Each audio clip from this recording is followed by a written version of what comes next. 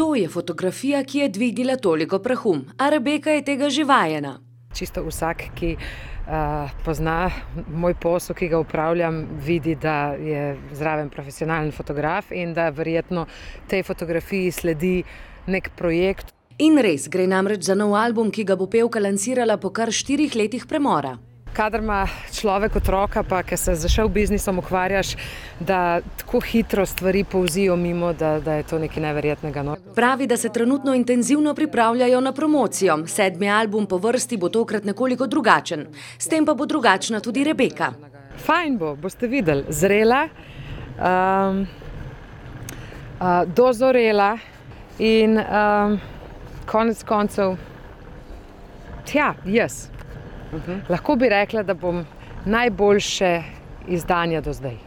Kaj več sicer še ne želi izdati, povedala pa je, da album na prodajne police prihaja 30. oktobra.